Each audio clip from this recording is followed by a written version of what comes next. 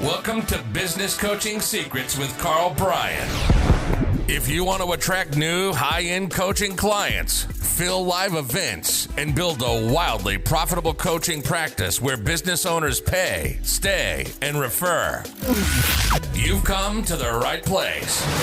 In this podcast, Karl provides his keys to the kingdom for finding and signing high-paying clients and building the coaching business of your dreams. Here we go. Hey. Welcome to Business Coaching Secrets. Karl Bryan coming at you. I'm Sans Road Dog today. But our boy has texted me through some questions, so I am going to navigate those waters. Hope you guys are doing good. So first question, let me open up my phone here. I get caught up in the quote unquote overwhelm of too many things to do. How do I stop life from getting in the way while building my coaching business? There we go. Oh, and then help my clients do the same, part of the same question. Okay, so good question. Life getting in the way. That's a natural one. That's a common one. I would answer this. So, okay, had a conversation just last night, actually, with one of my clients, Daniel. Shout out to Daniel for being very vulnerable. Look, Daniel's going through a little bit of a tough time. He's, stuck in the past a little bit, struggling with where he's at. A lot of just anxiety, fear kind of driving him is what I said, right? And he agreed with. And what I said to him, I said, look, here's what we got to do. The 2 points of coaching, I got to create little red arrow, you are here, right? And then the destination, better way of explaining that. We need a starting line and we need a finishing line. So I established a starting line. And then I went to, okay, here's what we need to create. And effectively what he needed in the question that he asked me, the answer was, look, you need a big picture for yourself. Maybe answered differently. Tony Robbins, a friend of mine, was a super heavy producer in the Tony Robbins world. He was able to go to Bali. I think there was only 10 of them invited. Okay, so the top 10 people in this particular promotion. And then each of them got to stand up and then ask Tony Robbins a question, right? His question was, my dad has been diagnosed with stage 4 cancer. What advice would you give him? And Tony Robbins' answer, apart from, some medical things, but he said, really what he needs and what I would advise and what I would create as the roadmap is he needs to create a ridiculously monstrous, compelling future or monstrous goal. Right? So think it's the grandkids. It's walking your daughter down the aisle at her wedding. It's protecting your children and being able to guide them through adult life, having you there for it. So you got to create this massive picture. Like psychology for a long time was dialed into, we must go to our past and correct our feelings in relation to the past to be able to guide a successful future. And by the way, this includes some big thinkers, basically put out this kind of content. Think Sigmund Freud as an example. These types of folks fall into this category, and science has clearly debunked that and shown it to be incorrect. What dictates your future is the picture that you have for it. You need to define and create something amazing and then pull yourself towards it. So you need to operate from your goal, not towards your goal. Right? So are you operating from your goals or are you operating towards your goals? All personal development can be summed up as thinking long-term versus thinking short-term. That was Naval Ravikant that said that.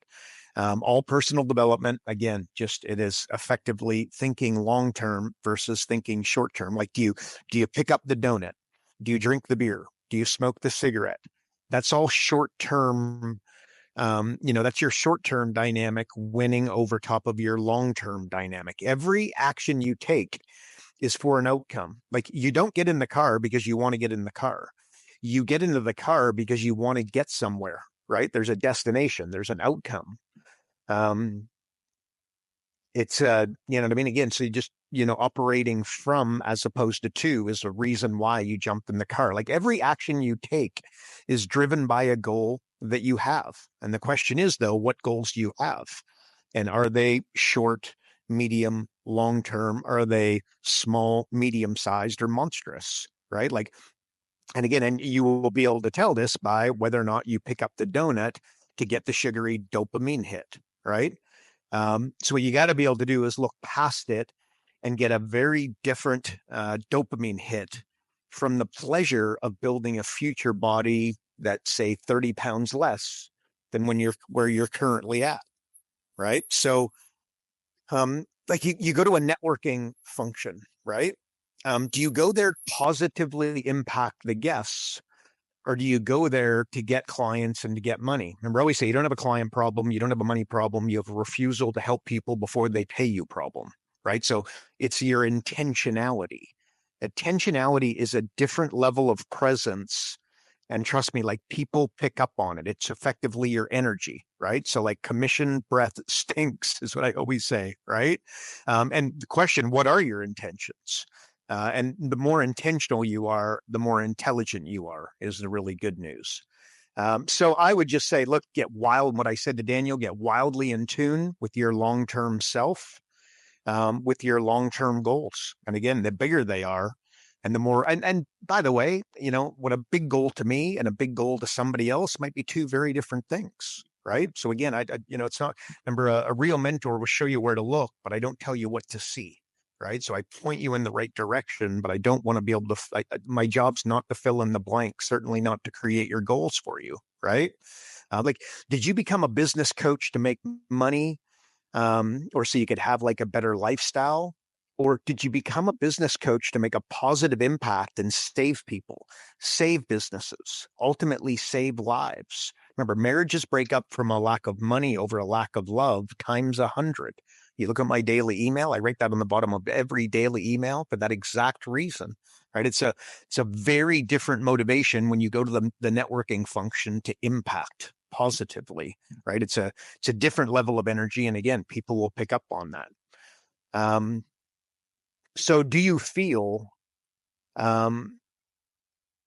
like a different level of intentionality is something that you need to adopt? Again, like the goal of trying to make 10 grand a month, 120 grand a year. Again, I've been saying this for years. It's just so lame because you always do more for others than you do what you do for yourself, right? So the $10,000 a month, 120 grand a year is totally you focused. So when you hit the speed bump, you hit the hill, certainly when you hit the mountain, you won't push through, right? Because again, for whatever, you always do more for others than you do for yourself, right? So if you have powerful goals, you will have powerful intentions, is what I would say.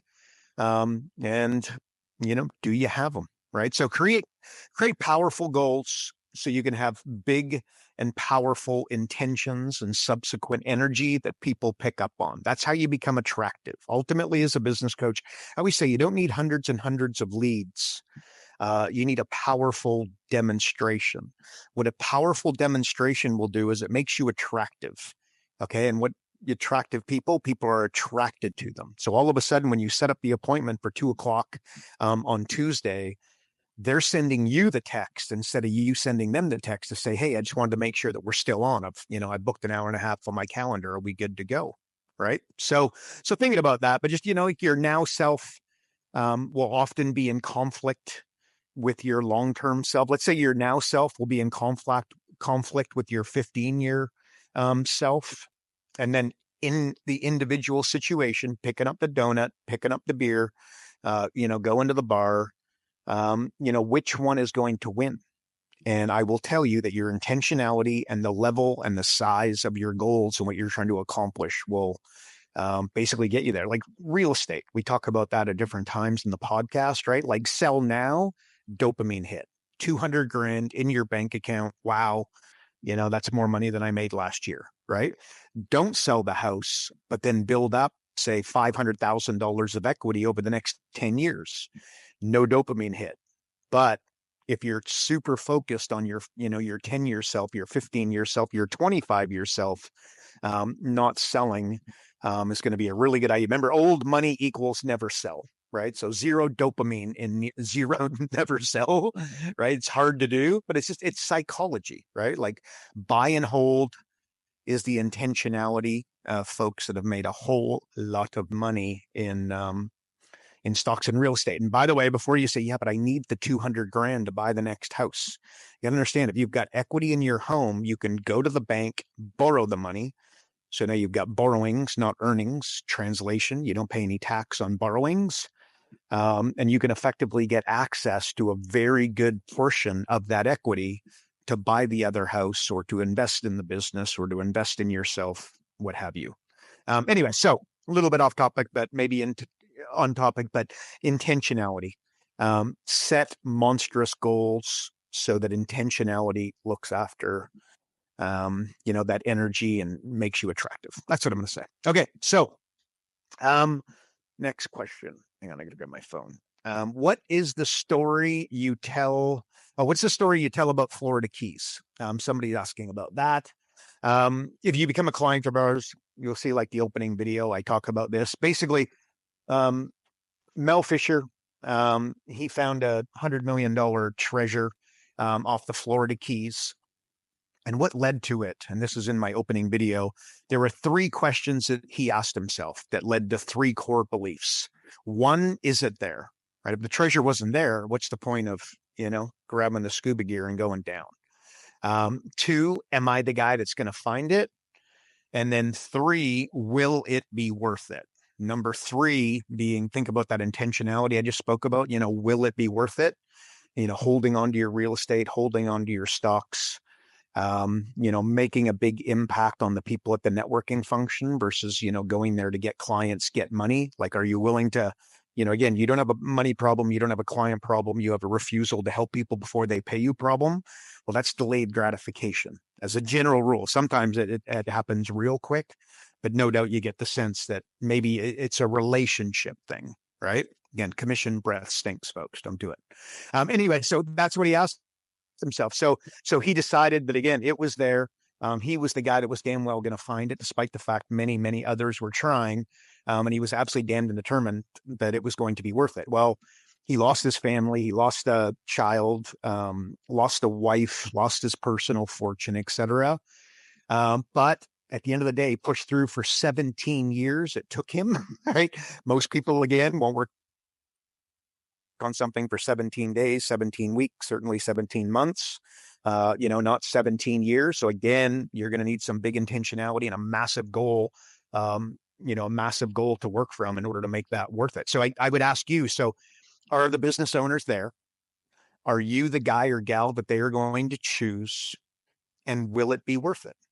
Right? You motivate an idiot, they do stupid things quicker. Make sure that your goal is a great one, because a really bad outcome is that you create a bad goal and get it. Okay. And like I spoke to another guy, and this is actually last week, but he's building multiple companies.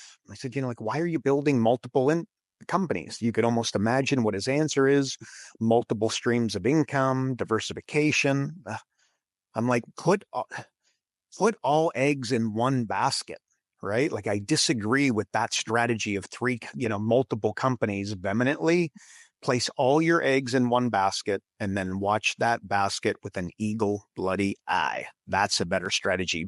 Again, Zuckerberg was not doing Airbnb on the side while he built Facebook, and, Jeff Bezos with Amazon, same thing.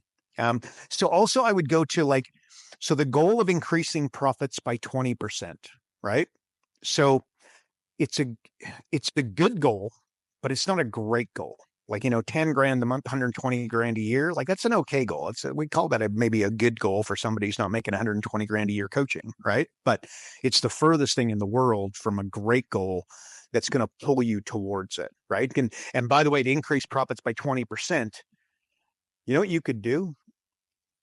Any one of 100 things, right? But to 25x your current revenues, to 25x your current social media presence, to 25x your email subscribers, there would be very few things that you could do in order to accomplish that task, right? There's a book, 10x is easier than 2x. It does a great job of kind of laying that out. But what would happen if you made that 25x goal, you'd have to eliminate 80% of what you're currently doing to get your 25x outcome, right? But in order to get to the 20% profit, you can stay in the 80%. And no doubt you understand, 80-20, you want to be living in the 20, not the 80, right? So remember, focus is not focus, right? The way to get focused, that's literally the name of my company, a domain name I bought many, many years ago for one simple reason. I woke up one day, dead set, true story, and I'm like, gosh, I got to get focused. And then I also read a story about Warren Buffett and Bill Gates. They were sitting with Bill Gates' dad. He gave them each a piece of paper independently, and I said, I want you to write down one word on, so why you've managed to become so successful when so many others around you and that you've worked with and that you've seen and that you competed against have fallen over. And lo and behold, and he said independently, right? So don't share the results, hand them to me. And guess what? Lo and behold, and no surprise to Mr. Gates, who is also an insanely successful businessman, by the way. They both wrote down the same word. What was that word? You guessed it, focused. Actually, it was focus without the ED. But there you go. But anyways, it was focus. So in order to get focused, what you got to do is you got to eliminate distractions. You've got to eliminate tasks. You've got to eliminate, in some cases, clients. You've got to eliminate streams of income potentially in your business that are not fruitful, right? So you got to eliminate a lot of stuff. It's hard to do, right? And why is it so hard to do? Your identity and habits are so dialed in with your current roadmap, which it's just what you know, right? You got to shed some skin like a snake every once in a while, right? If you are the legit coach that's not going to get to 100 grand, but it's going to, really crush it, and then build towards 7 figures and really, really impact, not just, impact, not just a business, but like a community, a city, a state, maybe a nation, right? Like that's all of a sudden where you start to get, you start intentionality. When you try to improve the statistics for your entire state, for your entire country, the intentionality and the size of the goal there that you're being drawn towards, assuming that you really, really buy into it. If you don't buy into it, and again, I show you where to look, I don't tell you what to see. If that's not the right goal for you, then that's a bad goal for you, right? Despite the fact that it's maybe bigger, that's not, you've got to be able to buy into this. No doubt you get it, but you're going to have to, shift your identity. But the question is, are you ready? Are you ready? Look, you got to do the work, right? And I know it's hard. Been there, done that. Got the postcard, by the way. Anyways, that's so, but really, the Florida Key story, look, there are 3 questions that led him to 3 core beliefs. Is it there? Am I the guy that's going to be able to find it? Will it be worth it? And he was damned and determined that was the case. So my question to you is, are the business owners there? Are you the guy or gal that they are going to choose? And most of all, is it going to be worth it when you get to the other side? The income, the lifestyle, the impact more than anything, etc. Okay, so then he's given me his Zen thought. I just tell you this, and this is something I spoke with Daniel yesterday about. Suffering is your path to your greatness. Despite the fact, people tend to avoid it. I wrote this in an email, diamonds are created under an insane amount of heat and pressure, right? So you learn more, translation. You learn more when you fail, but you do everything to avoid it. That's totally, what I mean? That's upside down. That's not going to work. You don't take the risk because you don't want to have the failure, but the failure is where the potential to fail, the realistic nature of failing is the thing that stops you, right? And maybe a way to pull this out of you, right, is to say, okay, it's time to quit, and then embody life without what you want, so that's the business coaching career. I think what will happen is that will take you to a place where, why did I start this in the first place? Right? So the translation, the very real embodiment of quitting will bring a lightness. And where that comes from for me is very famous story about Steve Jobs. He got fired from Apple, and he said that getting fired from Apple relieved it was all of a sudden the pressure of success was replaced with the lightness of starting again, right? So the embodiment of you quitting will bring a lightness that might pull out to you. Oh my God, like, am I crazy? You know what I mean? Like, why would I not have a go? Why would I not take this risk? Why would I not make the phone call? Why would I not go to the networking function? Why would I not create that elevator pitch, create that demonstration to make myself highly attractive? Why would I not work with 3 clients for free in order to create a relationship where maybe they'll start to pay me, but most importantly, I'll get really good at coaching by coaching for free. And then on the back end of that, I'll be so much more experienced for the others, right? Like I always say, Tom Brady threw the football for free for a while before he started getting paid, right? And the answers are out there for you, right? Like, why did you start? And what I always say, like, big goals will require you to have new desires, right? So passion, I think, when you go to quitting and then all of a sudden, oh my gosh, why would I ever do that? Passion will likely boil up to the forefront. And the translation to that, I think, and what I've experienced and what I have experienced personally, and I have seen others experience at a very, very high level, is it makes them want it even more. It made me want it even more. Where I was like, oh my gosh, why would I do this?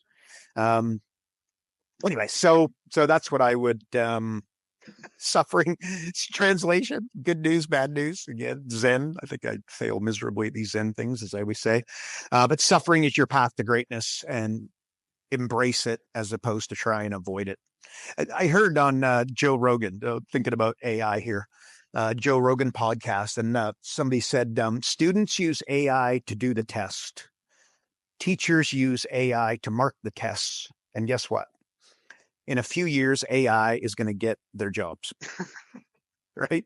And it seems highly appropriate, right? It's just, again, show you where to see, not where to look. Don't allow that to be you. Translation. Wisdom is the solution. AI is not going to have wisdom and understanding how to interpret. I'm just going to say wisdom. By the way, I named my daughter Sage, and it translates to wisdom, by the way. But I'll just tell you this. People come to visit. We live in a Caribbean island, right? And people come to visit us. And let's just say there's 2 people, right? One person sees like dodgy roads, beat up cars, stray dogs running around, which they are. They're called pot cakes. We have one, by the way, the dog born on the street. She is a total legend. She may or may not be sitting right in front of me right now, which she is. But like there's dogs running around. But so this is what they see. But then the other person, right? So I've got 2 people. One sees dodginess, and the other one sees a beautiful sky, sees beautiful beaches everywhere, palm trees that are just awesome, coconuts, and really what they see opportunity a lot of the time, right? So it reminds me of when my mom was dying, right? She all of a sudden, she would talk about the flowers. She would talk about the sky and the prettiness of it, right? Stuff that I would, if she absolutely otherwise didn't notice and wouldn't have noticed, right? So I don't know, train yourself from a Zen perspective, to when you're visiting an island, I want you to be the person that's seeing the beauty as opposed to seeing the bad. I'm grateful, they say grateful, like being grateful, and being an optimist will add 25 points to your IQ. Being grateful will add multiple years to your life. But I think, genuine gratitude versus pretend gratitude. And I think there's a lot more pretend gratitude than the other. So now I want to bring this back to coaching maybe. So one business coach goes to the networking function and sees everybody's broke. Right. The other business coach goes and sees an opportunity to make a massive impact on these people. Right. And I'll also tell you this, there's a quote, I'll make a meal of it, but it's, your opinion of the world, is a confession of your character. Right. So your opinion of the world is your confession of your character.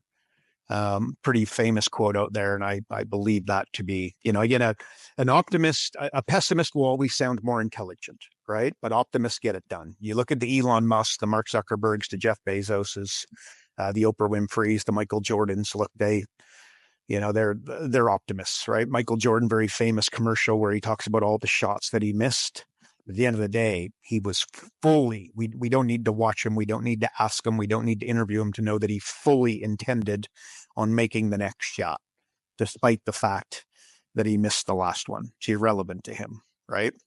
Anyways, and maybe Michael Jordan, they do say his superpower was his presence. He had the ability to live in the moment better than I can't remember the name of his coach, but wrote a pretty awesome book. I can't remember his name anyways, but he said that was Michael Jordan's superpower, is his ability to live in the present. Where do most people live?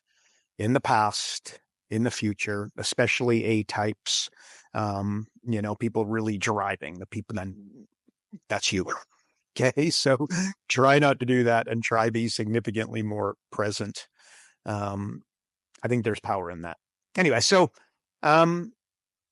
yeah, that's what I would say. Next question. I'm overwhelmed. I'm already doing so much with my clients. What else can I do to add more value to be able to get my clients to stay longer? Okay, what else can I do to add value to get my clients to stay longer?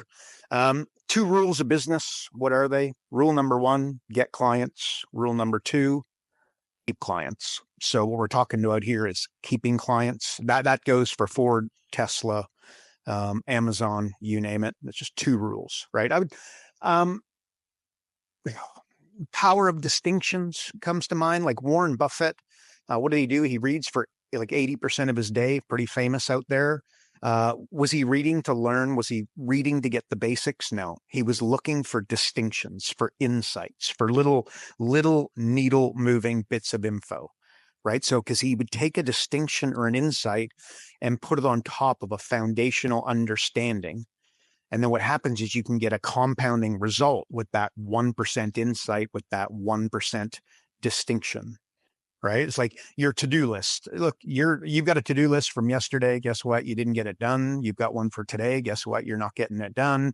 It's almost like a don't bother, right? The secret to to-do lists, and more forget to-do lists, about productivity, efficiency, is to, yes, make your list, then prioritize your list and pull out the 3 most important things you need to do today.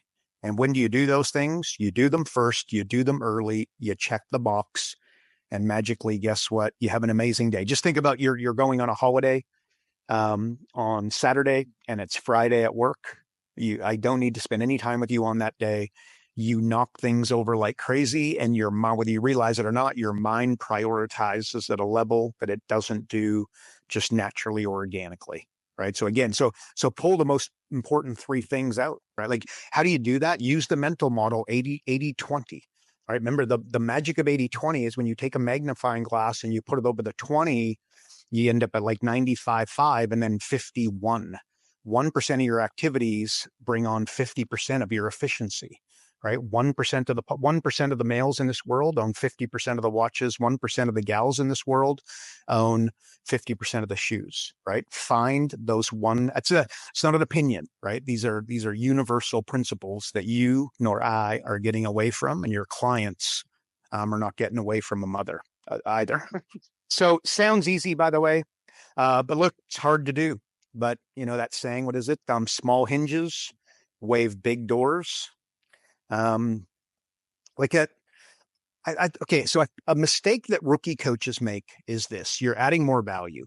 Well, you just add more calls, more homework, more, quote unquote value is what you're calling it, more intellectual property, more videos, more tips, more tricks, more products, more services, more experience, right? Well, Tony Robbins, like when he charges people $1 million a year plus upside.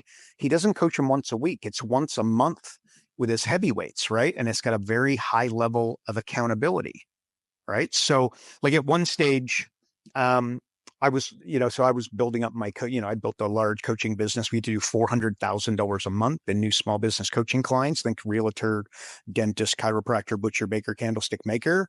Right. And what I would do is I would have a call once a month with the business owner, but I had an accountability coach working for me. And then they did the 3 weekly calls. So it was weekly coaching, but I was only there once a month. So I was there to direct traffic. I was there to get reporting. I was there to make sure we're working on the right stuff, making sure things are getting done, that everybody's happy, that psychology is aligned, Jedi mind tricks, etc. But effectively, I get started with doing less, right? So if you are coaching every week, try to go every 2 weeks. So one of the frames I had, so I do once a week for 12 weeks, and then we moved to every second week, right? Why? Because when you show up every week, often you hear overwhelm. They can't keep up. What does that lead to? Them canceling, right? So every 2 weeks can be more effective for keeping clients than every week, right? But again, you need to have tracking, you need to have accountability, you need to be showing up with insights, you need to be showing up with distinctions, right? What would I do? Guess what? I use software. The Jumpstart 12 is the foundation. So we go to 12 specific areas. So you got to, start by, kind of doing with the frame of what I talked about earlier. If you want a 25X, you've got to do less, not more. Sounds like a throwaway line, sounds somewhat trite, but it is absolute. Anyway, so these are things I'd be thinking about. Also think about going to 30-minute calls versus 1-hour calls. Remember, one of the constraints of your coaching business by a lot is time. So you get all these clients and now all of a sudden you're coaching them. That takes up an enormous amount of time. Well, if I was coaching you and you were the dentist, the chiropractor, the butcher, the baker, the candlestick maker, I'd be, again, Jumpstart 12. I keep you out of the weeds, the staff issues, the marriage problems, the stuff that you want to talk to me about. Again, profit is the domino that knocks over all the dominoes. So what I'm doing is I'm dialing in on the 12 areas and we're rocking on those. Why? Because they bring profitability. And then profitability, you want to attract great staff, profitability. You want to keep great staff, profitability. You want to have a lengthy vacation, profitability. You want to have a better marriage, profitability. Bring home a bigger check and then tell me how it works out. And no, it is not all about money. We know that. But so doing 30-minute calls versus 1-hour calls, what I do is send you a 30-minute video. A mistake that a lot of coaches make is they show up and they do a 30-minute mini seminar. And then it's accountability, execution, and implementation for like the other 30, if not 15 minutes, because it's all education, because we're trying to bring value. We're trying to be smart. Remember, insights and distinctions is what Warren Buffett brings. I'd be bringing insights. And what are those insights? The Jumpstart 12, they need to control their costs. They need a market dominating position. They need a bundle, the Happy Meal. They need upsell, cross-sell. Do you want fries with that? Do you want me to supersize that? They need a joint venture. McDonald's, again, Jumpstart 12. I can reverse engineer McDonald's model, okay, and show you the Jumpstart 12. It's literally where it comes from, right? Biggest companies in the world, they're all built on the same principles. So what I'm doing is I'm sending you a video on market dominating position instead of training you on that. And by the way, a market dominating position is a unique selling proposition, which is what you probably know it as, but it's to solve the biggest problem for the ideal client. So it's more powerful than being unique, where it's market dominating, where you're solving the biggest problem for the person that you want to work with and who wants to work with you. Okay, but I'm sending you the 30-minute video and then I'm doing a 30-minute call. So we're still having like a 1-hour coaching call. But I just freed up countless hours in my business because instead of doing 1-hour calls, I'm doing 30-minute. And quite frankly, they're getting more value because they can watch the video 1, 3, 5, 7 times. They get their wife to watch it, get their husband to watch it, get their manager to watch it. Anyway, so those are types of things, but most people think add more value. They take a 1-hour call and turn it into 90 minutes, right? No, it's bring more value to that session. And just the last thing, another thing you got to realize, it's all psychology, right? Psychology based in fear. People don't do things because they're fearful and then they regret not doing them, right? So think flywheel. So if you go like procrastination, you got procrastinate, flywheel clock. So picture 12 o'clock, procrastinate. And then at 3 o'clock, I put panic. And then at 6 o'clock, I put feel guilty. And then at 9 o'clock, make excuses. and around and around and around it goes. They procrastinate, they panic, they feel guilty, they make excuses, and they procrastinate at a higher level. So the flywheel expands, speeds up, and it's doing it in the wrong way, right? So I don't know. At the end of your life, you're going to be more upset about the things that you didn't do than the mistakes that you made, right? Risks. My question is, where are you taking risks? Are you picking up the phone? Are you doing the live event? Are you doing the podcast? Are you sending out the email? Did you start the radio show? Did you interview the business owner? Did you approach him about the joint venture? Yes, you're going to get a lot of no's, and it's going to feel a lot like failure. But guess what? Studying versus training, do it over and over and over and over and over again. And guess what? You're going to get a little bit better, a little bit better, a little bit better, a little bit better, a little bit better. You get marginal gains. And then guess what? You get a compounding effect, right? If you get a 1% improvement every day for 365 days, you get a 37x return.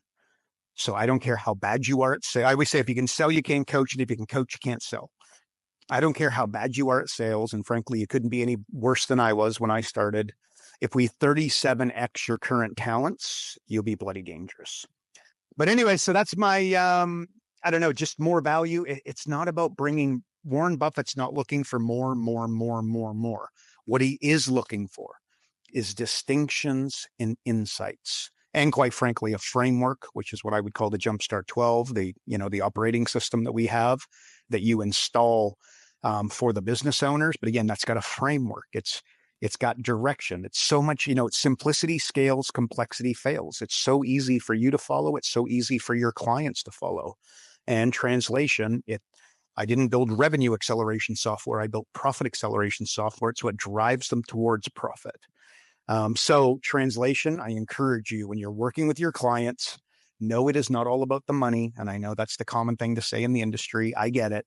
But let me tell you, if you want to keep a client for years, as opposed to weeks and months, there's no other way of doing it that I know of as a business coach than to create a significantly more profitable enterprise. That's how you keep people for a long time. Anywho, okay, so that's all I got, folks. So that's it for this edition of Business Coaching Secrets. My dog, who is still sitting here hanging out with me, Fifi, and I are going to sign out. So I look forward to seeing you next time. Thanks so much for being here. Bye-bye. Karl Bryan built Profit Acceleration Software 2.0. So as a business coach, you'll never again have to worry about working with business owners that can't afford your high-end coaching fees. Check us out at focused.com.